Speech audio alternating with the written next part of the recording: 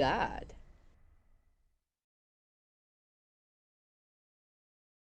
Oh, Math Gad guys, welcome to today's video in which we're going to be learning a little bit more about the circle. Now, in this case, we're going to find the equation whenever we're given the radius and the center of the circle. Okay, guys, so basically in today's video, we're going to see the following problem.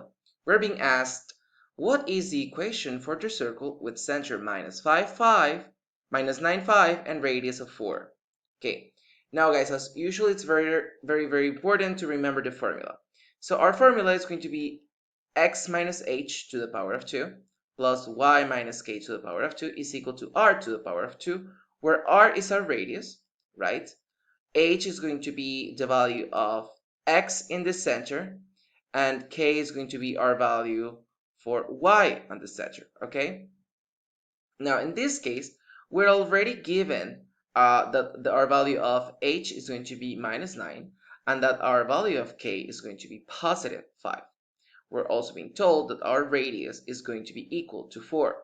So we're basically just going to substitute in order to find the answer or the equation. Okay, so we're going to have x, right, minus h, and h is minus 9, right?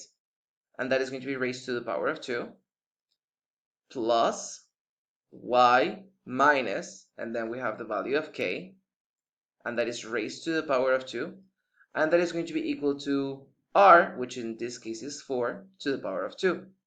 Now, the only thing we have to do is solve. So negative times negative is positive to the power of 2, plus y minus 5, right? Because negative times positive is negative to the power of 2. And that is going to be equal to 4 to the power of 2, which is 16. Now, as you can clearly see, we have the same structure, right? So we have x minus h to the power of 2, where h is minus 9, plus y minus k to the power of 2, where k is 5, and that is equal to 16 because the radius is 4 and that it has to be raised to the power of 2.